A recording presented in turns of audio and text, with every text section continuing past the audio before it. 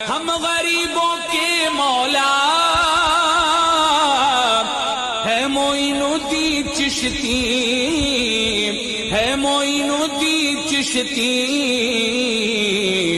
وہ علی کے پیارے ہیں، وہ علی کے پیارے ہیں، پنجے تن ہمارے ہیں، وہ علی کے پیارے ہیں۔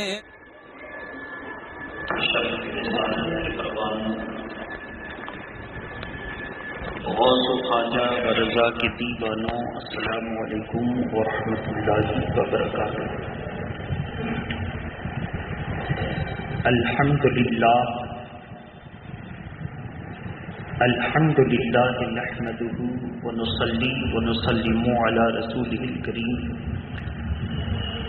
اما بعد فاعوذ باللہ من الشیطان الرجیم، بسم اللہ الرحمن الرحیم۔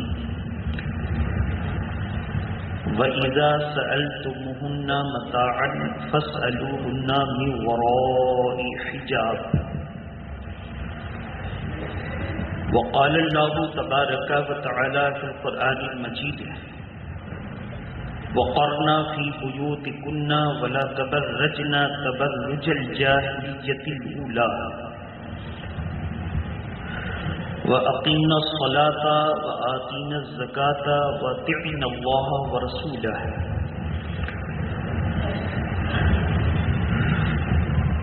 صدق الله العلي العظيم وبلغنا رسوله النبي الأمين المتين الكريم۔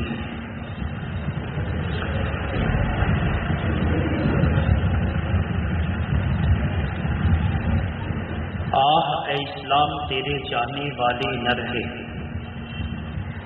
آہ اے اسلام تیرے جانے والے نہ رہے، جس کا تو چاند تھا اب وہ حالے نہ رہے۔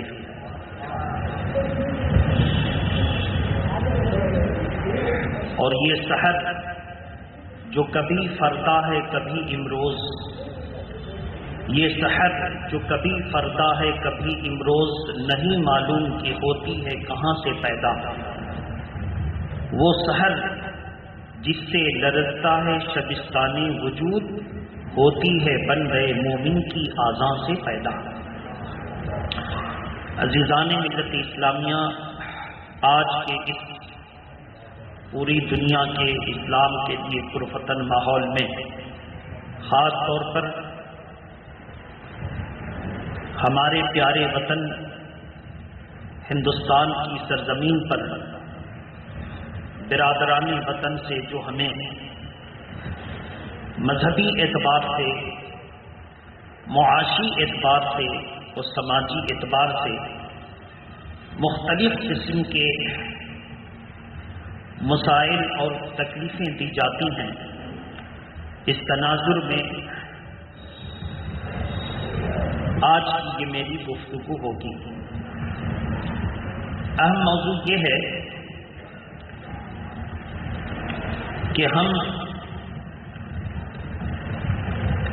ہندوستان کی آزادی میں کروڑوں کی تعداد میں اپنی جانوں کا نذرانہ پیش کر چکے، لیکن افسوس اس بات کا ہے کہ آزادی کے بعد سے لے کر اب تک مسلمانوں کو وہ مقام نہ ملا جو اس کا حق تھا۔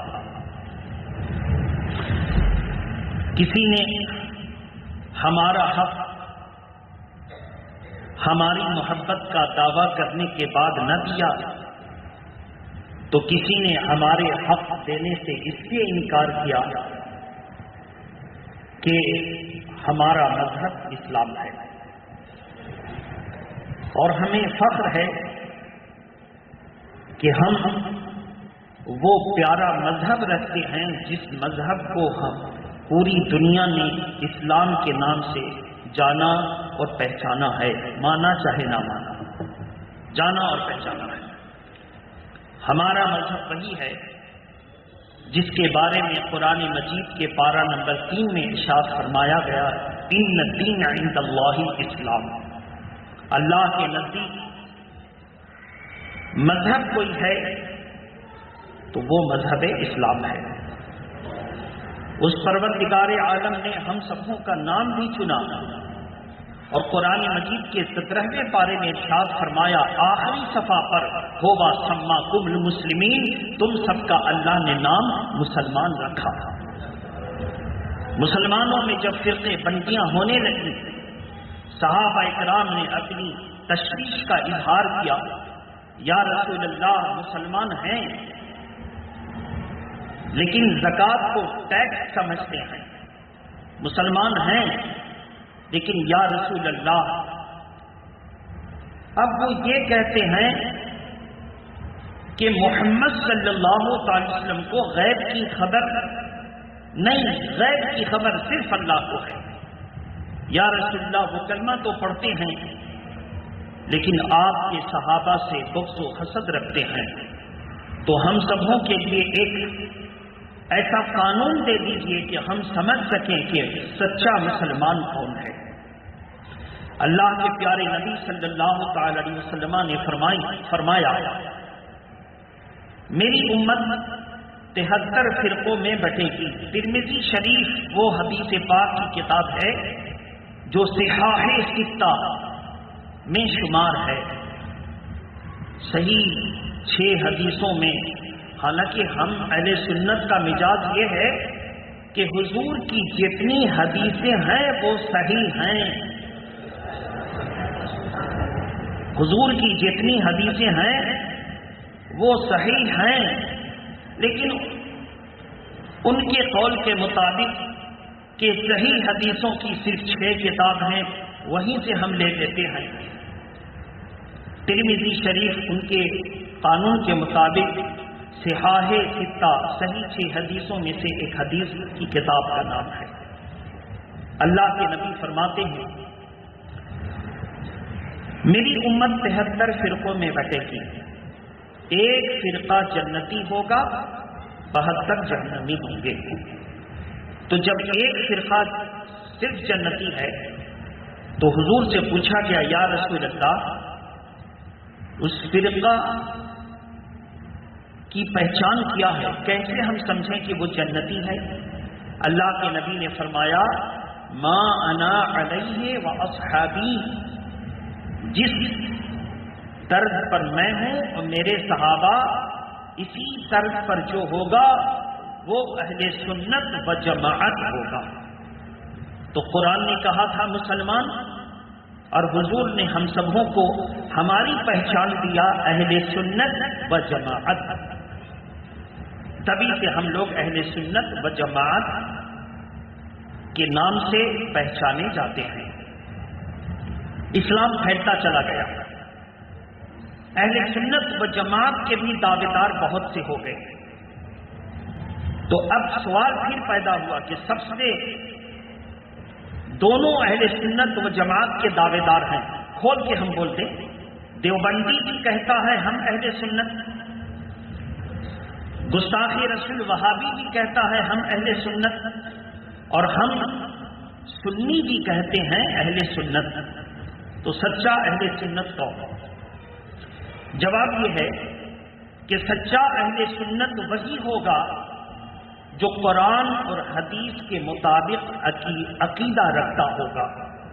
تو جب اس دور کے یعنی 1906، 7، 8 اس دور کے علماء عرب اور علماء عجم نے جب اہل سنت کی پہچان متعارف کرائی، بتائی، تو کہا کہ آج اس زمین پر اہل سنت وہی ہے جسے ہم اور دنیا کے اکثر لوگ حنفی بریلوی کے نام سے جانتے ہیں۔ تو ہماری پہچان پھر بریلوی سے ہو گئی۔ آپ پوری دنیا میں گھوم جائیں، کہاں کے رہنے والے ہیں، کچھوچا کے، جانے نہ جانے، اتنا بول دیجئے کہ ہم کہیں کے رہنے والے ہیں، ہمارا مذہب وہی ہے جو اعلیٰ حضرت امام احمد رضا فاضل بریلوی کا مذہب تھا۔ اب لوگوں کی بات سمجھ میں آ جاتی ہے، اچھا آپ ان کے فالوور ہیں، ان کے فالوور کیوں ہوئے؟ کیونکہ اعلیٰ حضرت فاضل بریلوی کے بارے میں ہم کہیں تو تعریف ہوگی، उनके दुश्मन भी कहते थे कि अगर इस जमीन पर इमाम अहमद रजा, कौन कहते थे? सैयद सुलेमान नदवी, सैयद सलमान नदवी अपनी किताब तारीख इस्लाम में लिखता है और दूसरी जगहों पर कि आज और फतावे रशीदिया वगैरह का पूरा हवाला देखें, वो कहते हैं कि सुनो जी, हम लोग फातिहा दुरूद के कायल नहीं, हम वहाबी हैं। क्या कहते हैं? हम लोग फातिहा दुरूद के मानने वाले नहीं, हम वहाबी हैं। तो अब अहले सुन्नत भी हो और फातिहा दुरूद का मानने वाला भी न हो और अपने आप को वहाबी कहे, तो अब जरूरत पड़ी कि सच्चा अहले सुन्नत कौन?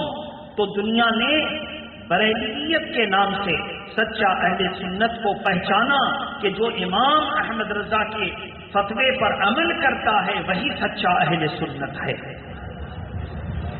बहुत सारी बातें हो सकती हैं। बहरहाल उस वक्त फिर एक तो ये फिरका पैदा किया अंग्रेजों ने और दूसरा ये कि इस्लाम के मुसलमान को धीरे धीरे रिमूव करना शुरू किया, हटाना शुरू किया।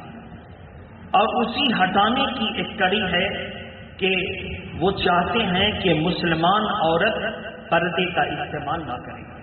वो कहते हैं कि मुसलमानों में ये पर्दा जो है रस्म है और तुम हिंदुस्तानी मुसलमान हो तो तुम्हारी रस्म जो होगी वो हिंदुआना होगी, लिहाजा तुम इस रस्म को छोड़ दो और हिंदुआना रस्म को अपना लो। यही हिंदुस्तानी होने की अलामत है। उसका जवाब ये है कि पर्दा हमारे यहाँ रस्म नहीं है, पर्दा हमारे लिए शरीयत है। अगर रस्म होती तो रस्में बदली जा सकती हैं, लेकिन जब ये हमारे इस्लाम का बुनियादी हिस्सा है तो सब चीजें बदल सकती हैं, इस्लाम का कानून नहीं बदल सकता। ये रस्म नहीं है। यहीं पर उन लोगों को गलत फहमी हुई है कि ये रस्म है तो रस्म तो बदली जा सकती है। आप मुसलमाना रस्म को छोड़ दें, वो फलां रस्म को छोड़ दें और एक हो जाए, एक मिल जाए। रस्म हो तो छोड़े ना, रस्म नहीं है, ये कानून है हमारा। और इंडियन कॉन्स्टिट्यूशन में हमारे लिए साफ लफ्जों में कहा गया है कि मुसलमान हिंदुस्तान में अपने मजहब पर अमल करने के मामले में आजाद है, अपने मजहब के मामले में आजाद है। तो जब हमें हमारा खुद कानून इख्तियार दे रहा है, अब जो इस पर हमला करे वो मुजरिम है, पर्दा इस्तेमाल करने वाला गुनहगार नहीं है। इस तनाजुर में दुरूद शरीफ पढ़ लीजिए। अल्लाहुम्मा सल्ली अला सय्यिदिना शफीना हबीबिना मौलाना मुहम्मद व आलिहि व अस्हाबी व बारिक व सल्लि सलातन व सलामन अलैका या रसूलल्लाह सल्लल्लाहु तआला अलैहि वसल्लम। पर्दे से मुतअल्लिक़ आयत करीमा बहुत ज़हन लगाकर इसको याद रखिएगा। 4 हिजरी में नाजिल हुई। कब नाजिल हुई? नमाज फर्ज कब हुई? हिजरत से तकरीबन 1.5 साल पहले, नबुव्वत के 12वीं साल। रोजा कब फर्ज हुआ? 2 हिजरी में। 3 हिजरी में ज़कात फर्ज हुई। 9 हिजरी में हज फर्ज हुआ। 4 हिजरी में पर्दे का हुक्म आया, पर्दा फर्ज हो गया। कितनी हिजरी में पर्दा फर्ज हुआ? 4 हिजरी में। कहां पे कुरान की आयत करीमा है? 22वां पारा सूरह अहज़ाब। कौन सा पारा? सूरह अहज़ाब। आयत करीमा 30 पढ़िए, आयत करीमा 31 पढ़िए, 33 पढ़िए, आयत करीमा 57, 58 पढ़िए। सूरह अहज़ाब पढ़ेंगे तो बहुत सारे उसमें अहकामात आपको दिखेंगे।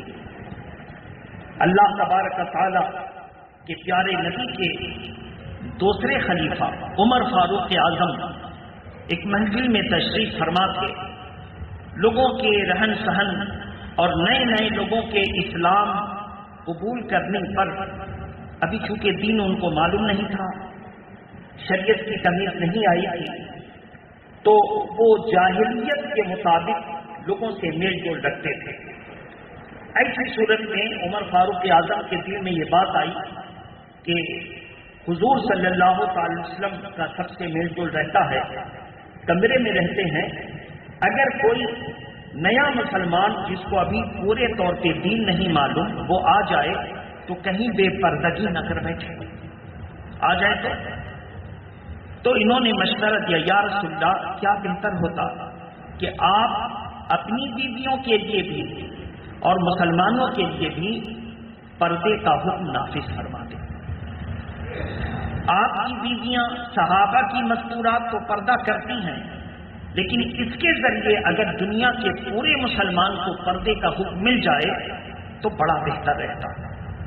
اللہ کے پیارے نبی صلی اللہ علیہ وسلم اگر قانون بناتے تو آج کے یہ ظالم دیوبندی اور وہابی کورٹ میں جا کر پردے کا فتویٰ واپس لے لیتے، جیسا کہ بہت سارے فتوے وہابی اور دیوبندیوں نے یوپی حکومت کے خوف سے واپس لے لیا ہے، چونکہ ان کے فتوے 5000 پر بک سکتے ہیں، اعلی حضرت کے فتوے پوری دنیا دے کر کے بھی کوئی خرید نہیں سکتا، کوئی خرید نہیں سکتا، ان کے فتوے تو 5000 پر بکتے ہیں۔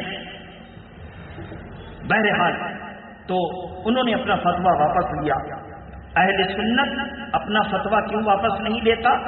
چونکہ اہل سنت جو فتویٰ دیتا ہے وہ اصل میں قرآن مجید کا حکم بتاتا ہے۔ کہیے قرآن مجید کا کہ اللہ نے ہم انسانوں کو یہ حکم دیا، اللہ نے ہم انسانوں کو یہ حکم دیا، رسول اللہ صلی اللہ علیہ وسلم نے ہم انسانوں کے لیے یہ حدیث پاک میں حکم عطا فرمایا۔ تو چونکہ وہ اللہ اور اس کے رسول کا حکم بتاتا ہے اور یہ حکم کو نافذ جب حضور نے کر دیا تو اب اس کو کوئی واپس، زور سے بولیے، کوئی واپس نہیں لے سکتا۔ اور ان کا فتویٰ وہ ہے جو اپنے منمانی دیتے ہیں تب تو واپس لے رہے ہیں۔ اللہ اور اس کے رسول کا اگر حکم ہوتا تو کون مائی کا لال پیدا ہوا ہے جو اللہ اور اس کے رسول حکم دیں اور یہ دنیا دار کہے کہ نہیں ہم واپس لے رہے ہیں؟ کون ہو سکتا ہے؟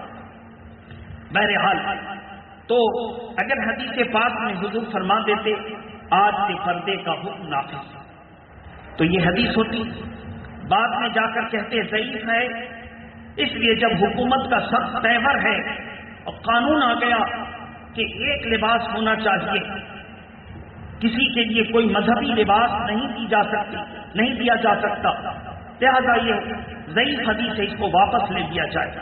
لیکن اللہ تبارک و تعالی علیم و خبیر ہے، میرے رسول اللہ صلی اللہ علیہ وسلم عالم غیب، وہ فرماتے ہیں ٹھہرو، عمر فاروق اعظم ٹھہرے، قرآن مجید کی آیت کریمہ اتری جو 22ویں پارے سورہ احزاب میں جگمگا رہی ہے، 22ویں پارے سورہ احزاب میں جگمگا رہی ہے، وَإِذَا سَأَلْتُمُوهُنَّ فَاسْأَلُوهُنَّ مِنْ وَرَاءِ وَإِذَا سَأَلْتُمُوهُنَّ مَتَاعًا فَاسْأَلُونَ مِنْ وَرَاءِ حِجَابٍ فَاسْأَلُوهُنَّ مِنْ وَرَاءِ حِجَابٍ۔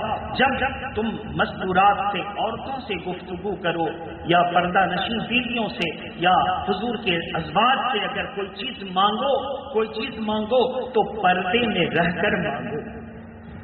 پردے کی آیت کریمہ نافذ ہو گئی تو حضرت سودا حضور کی خدیجۃ الکبریٰ کے بعد پہلی بیوی، خدیجۃ الکبریٰ کے بعد حضرت سودا پہلی بیوی، حالانکہ اس وقت وہ حضور صلی اللہ علیہ وسلم کے بیوی رہتے ہوئے عمر کے اس پڑاؤ پر ہیں جن کو ہم لوگ پیری اور ضعیفی کہتے ہیں۔ انہوں نے اپنی کمرے میں آنے والے 12-13 سال کے لڑکے سے بھی پردہ کر دیا، جو حضور کے خادم تھے ان سے بھی پردہ کر دیا۔ لوگوں نے کہا یہ تو حضور کا خادم ہے، کہا کہ مجھے اللہ کے حکم پر عمل کرنا ہے، اس لیے میں نے اس نوخیز نوجوان سے بھی پردہ کر دیا۔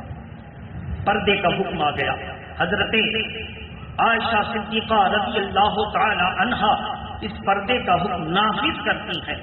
حضرت عائشہ صدیقہ رضی اللہ تعالی عنہا کی بارگاہ میں ایک نوخیز لڑکی آتی ہے، نوجوان بنت عبد الرحمن، باریک کپڑے کا دوپٹہ اوڑھ رکھی ہے۔ حضرت عائشہ صدیقہ نے اس دوپٹہ کو دیکھا، فوراً اپنے بکچے میں گئی جہاں کپڑے رہتے تھے، اس میں سے ایک موٹے کپڑے کا دوپٹہ لایا، اس کو اڑا دیا اور پتلے کپڑے کا دوپٹہ کھینچ لیا اور اس کو پھاڑ دیا۔ کہا کہ جب لڑکی جوان ہو جائے تو اس کے پورے بدن کا پردہ فرض ہو جاتا ہے، اس کے پورے بدن کا پردہ فرض ہو جاتا ہے۔ اللہ اور اس کے رسول نے سر کے بال سے لے کر پیر کے ناخن تک کا پردہ دیا، سوائے چہرے کے ٹکلی کے، سوائے چہرے کے ٹکلی کے۔ لیکن صحابہ کرام اور فقہاء کرام کا دور آیا تو بعض صحابہ نے پورے بدن کا پردہ تو تھا، کہا کہ چہرے پر بھی پردہ کیا جائے، کیونکہ نظروں کا تصادم تو یہیں سے ہوتا ہے، لہذا عورتوں کو بھی چہرے کا پردہ دیا گیا۔ جب عورتوں کو چہرے کا بھی پردہ دیا گیا، اب سوال پیدا ہوتا ہے، اللہ اور اس کے رسول نے تو پورے بدن کا پردہ دیا، چہرے کی ٹکلی چھوڑ کر، تو صحابہ کرام اور تابعین سے چہرے کا پردہ ہے تو عمل کریں کہ نہ کریں؟ تو چلیے حضور کی بارگاہ میں، میرے آقا فرماتے ہیں ماں انا علیہ واصحابی، میرا طریقہ وہی ہے جو جس پر میں چلتا ہوں اور جس پر میرے صحابہ چلتے ہیں۔ پتہ چلا حضور نے جو قانون لگایا اس پر بھی عمل کرنا ہے، اور صحابہ نے جس پر اجماع فرما کر نافذ فرما دیا وہ بھی شریعت کا حصہ بن گیا۔ صحابہ نے کس کس چیز پر اجماع فرمایا وہ دیکھیں۔ صحابہ اکرام کا دور ہے، مسجد نبوی کی پرانی عمارت جس کو حضور نے اپنے ہاتھوں سے تعمیر فرمائی تھی، جس کے ستون کو دیا تھا، جس کی چھپروں کے بنانے میں حضور نے مدد فرمائی تھی، عثمان غنی کا دور آیا تو کہا اس مسجد نبوی شریف کو شہید کر کے میں اس جگہ پختہ پتھروں کی وسیع مسجد توسیع کے ساتھ بنانا چاہتا ہوں۔ صحابہ اکرام آگے آ گئے۔ علی مشکل کشا نے کہا امیر المومنین عثمان غنی جس مسجد کے ستون اور چھپروں کو حضور نے اپنے ہاتھ سے بنایا، آپ اس کو شہید کر دیں گے؟ اس یادگار کو آپ شہید کر دیں گے؟ عثمان غنی نے کہا کہ میں یہ دعا کرتا ہوں کہ اللہ نے میرا سینہ جس کے لیے کھول دیا تم سب کا بھی سینہ اس کے لیے کھول دے۔ مطلب کیا ہوا؟ جو بات مجھے سمجھ میں آئی ہے میں چاہتا ہوں اور دعا کرتا ہوں کہ تمہیں بھی وہ بات سمجھ میں آ جائے، وہ مصلحت تمہیں بھی سمجھ میں آ جائے۔ ٹکراؤ نہیں کیا۔ اس کے بعد پروگرام طے ہو گیا، امیر المومنین نے ڈیسیژن لے لیا، فیصلہ لے لیا کہ مسجد نبوی کی پرانی عمارت کو شہید کر دیا جائے۔ صحابہ کرام رج میں ہیں کہ حضور نے اس مسجد کو تعمیر کیا تھا، اور عثمان غنی امیر المومنین ہیں، شہید کر رہے ہیں۔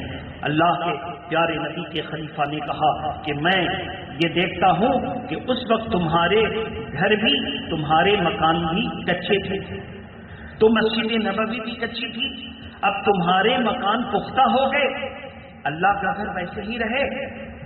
میں یہ چاہتا ہوں کہ تمہارے مکان جس اعتبار سے رہیں اللہ کا گھر اس سے زیادہ بہتر طریقے سے نظر آئے۔ صحابہ کرام نے کہا کہ ٹھیک ہے آپ بسم اللہ کریں۔ مسجد نبوی کی پرانی عمارت شہید کر دی گئی اور پتھروں کی اور توسیع کے ساتھ مسجد بنائی گئی۔ اس سے پتہ چلا کہ حضور نے وہ مسجد بنائی تھی، کسی کے اندر ہمت نہیں تھی کہ اس کو ڈھا دے، وہ ڈھانے کے مقصد سے شہید نہ کی گئی بلکہ بڑھا کر بنانے کے مقصد سے شہید کی گئی۔ ایسا صحابہ نے اس لیے سیکھا کہ اللہ کے پیارے نبی نے بھی اپنے ظاہری زندگی میں پرانی عمارت کو شہید کر دیتے تھے اس نیت سے کہ اس کو اور بہتر سے بنایا جائے۔ پتہ چلا کہ پرانی عمارت کو جو شہید کر دے وہ مسجد کا ڈھانے والا نہیں ہے، جبکہ اس کی نیت بنانے کی ہے تو وہ مسجد کو تعمیر کرنے والا ہے، وہ مسجد کو تعمیر کرنے والا ہے۔ مثال دوسری لے لیجیے، ایک آدمی قرآن مجید کے نسخے کو جلا رہا ہے، اس کی نیت ہے کہ ضائع ہونے سے بچانا، ضائع ہونے سے بچانا، تو وہ کافر نہیں ہوگا، وہ کافر نہیں ہوگا۔ لیکن ایک آدمی توہین کی نیت سے جلا رہا ہے تو وہ کافر ہو جائے گا۔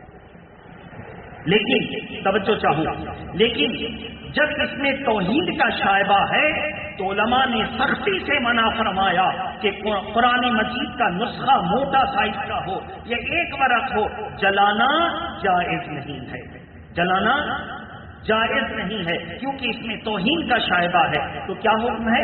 اگر قرآن مجید بوسیدہ ہو جائے، اس کے اوراق منتشر ہو جائیں، اس کے ورق ادھر ادھر ہو جائیں اور ورق کے مل جانے کا ڈر ہو کہ 4 نمبر صفحہ 15ویں پہ چلا گیا، 15واں 23ویں پہ چلا گیا، 400 والا 600 پہ چلا گیا، ایسا ہو جائے تو اس کو لیجیے، قبرستان جائیے، کہیں کنارے میں گڑھا کھو دیجیے، قرآن مجید کو رکھ دیجیے، اوپر سے کوئی لکڑی تختہ یا کوئی گھاس پھوس رکھ دیجیے، ڈائریکٹ مٹی نہیں پڑے بلکہ مٹی اس گھاس پھوس پر پڑے، لکڑی اور تختے اور بانس کی بنی چٹائی پر پڑے، اس طرح کر کے اس کو دفن کر دیا جائے، اس میں زیادہ بہتر ہے۔ جو لوگ دریا اور تالاب میں ڈالتے ہیں تو آپ حشر جانتے ہی ہیں کہ دریا اور تالاب کا پانی جو ہے وہ اپنی موجوں میں لے کر کے اس کو کنارے پر جہاں غلاظت کی ڈھیر پڑی ہوتی ہے اس کے اوراق وہاں جا کے ڈال دیتا ہے، اس لیے اس میں توہین ہے۔ بہرحال درود شریف پڑھیں، اللہم صلی علی سیدنا شفیعنا حبیبنا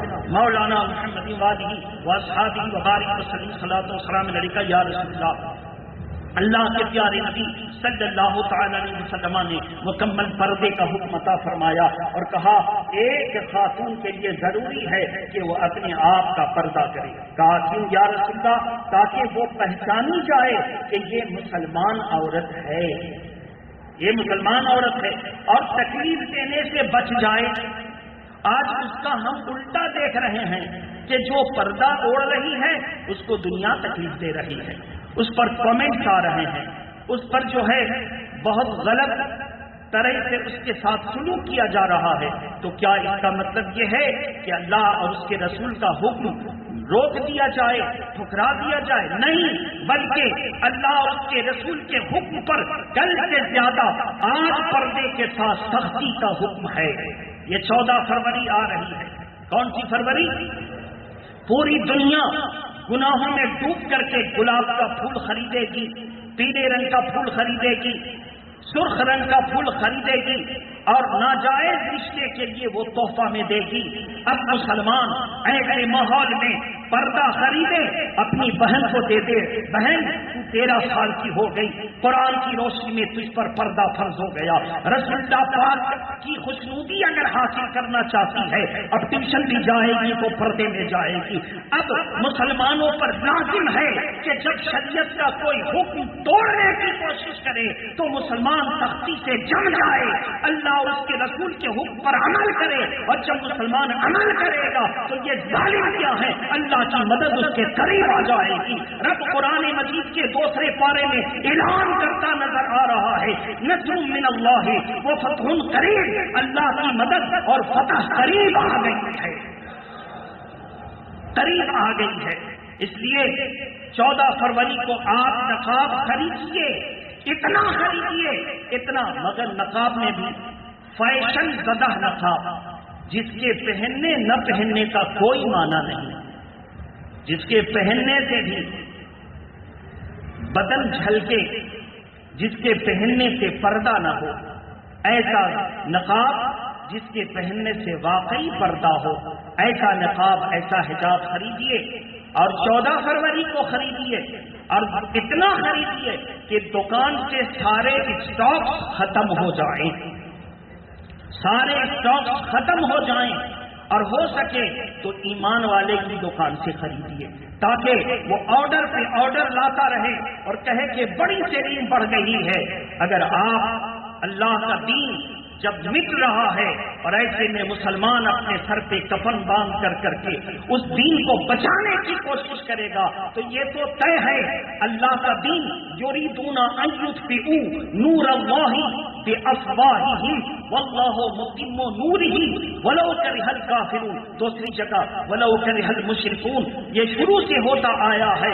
اللہ تبارک تعالیٰ نے قرآن میں فرمایا کہ اللہ کا دین، اللہ اپنے نور کو تو مکمل فرمائے گا، اگرچہ یہ کافر کو برا لگے، اگرچہ یہ مشرک کو برا لگے، جب اس کا دین ہے تو اس کی حفاظت وہی کرے گا، لیکن وہ تو اپنے دین کی حفاظت کر لے گا، اور جو اس کے دین کی حفاظت کرے گا اللہ اس کی بھی حفاظت کر لے گا۔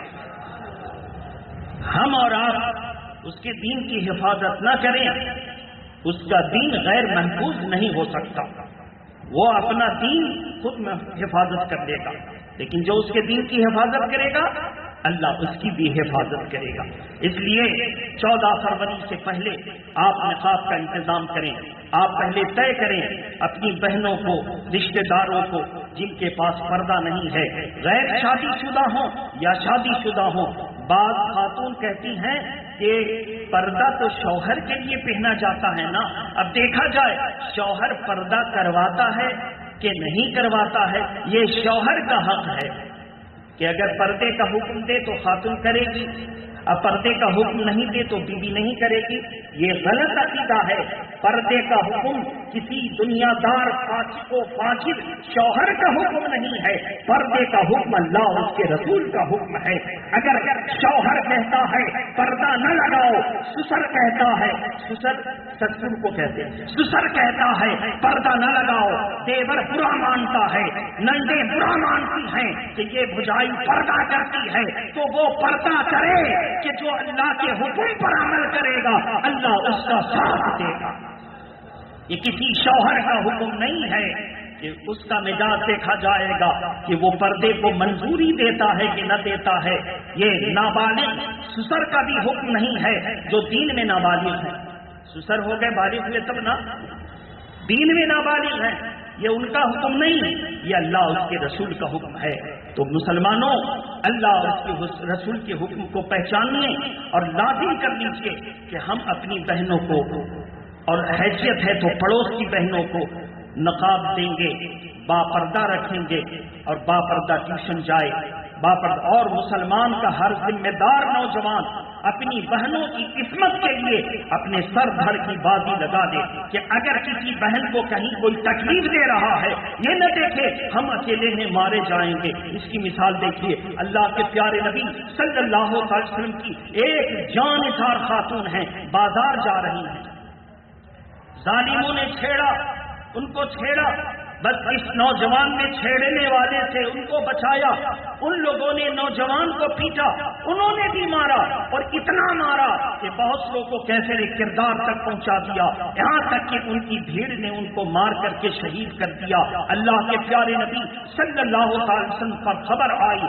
کہا کہ اس مرد نے، اس نوجوان نے ایک خاتون کی عزت کے لیے شہادت کا جان نوش کیا ہے، اس کی نسل جب تک قیامت میں رہے گی اللہ تعالیٰ اس کی حفاظت فرمائے گا۔ اور ان کی جتنی نسلیں تھیں ان کے بارے میں یہ ہے وہ چاہے جہاں چلے جائیں کوئی آج تک حضور کی دعا کی برکت سے ان کو نقصان نہ پہنچا سکا، کوئی نقصان نہ پہنچا سکا۔ اس لیے یہ پردے کا حکم شوہر کی مرضی کے مطابق نہیں، اللہ اس کے رسول کا حکم ہے۔ ہر مسلمان عورت کو اس پر پردہ کرنا چاہیے، جیسے نماز کا حکم اللہ کا، قرآن کی تلاوت کا حکم ہے اللہ اور اس کے رسول کا، اسی طرح یہ پردے کا حکم ہے۔ اللہ تعالیٰ نے قرآن مجید کے 22واں پارہ سورہ احزاب میں ارشاد فرما دیا، وَقَرْنَا فِي بُيُوتِكُنَّ وَلَا تَبَرَّجْنَا تَبَرُّجَ الْجَاهِلِيَّةِ الْأُولَىٰ۔ اے مسلمان کی عورتوں، تم عام عورتوں کی طرح نہیں ہو جو بے پردگی کے ساتھ بن صبر کر کے اپنی نسوانیت کا اظہار کرتی پھرو، بلکہ تم اپنے گھروں میں رہو، اپنے گھر میں رہ کر نماز پڑھو، روزہ رکھو، قرآن مجید پر عمل کرو، یہ اللہ تعالیٰ تمہارے لیے بہتر قرار دیتا ہے۔ اور جب تم کو کسی خاتون سے بات کرنے کی ضرورت ہی پڑ جائے تو 22ویں پارے میں یہ آیت کریمہ پڑھ لیں جو ہے وَإِذَا سَأَلْتُمُوهُنَّ مَتَاعًا فَاسْأَلُوهُنَّ مِن وَرَاءِ حِجَابٍ۔ جب تم کو گفتگو کی ضرورت پڑ جائے تو تم ان سے سوال کرو، ان سے کوئی چیز مانگو مگر پردے کے پیچھے سے مانگو۔ اللہ تعالیٰ ہمیں پردہ پر عمل کرنے کی توفیق عطا فرمائے۔ وآخر دعوانا ان الحمد للہ رب العالمین۔ السلام علیکم۔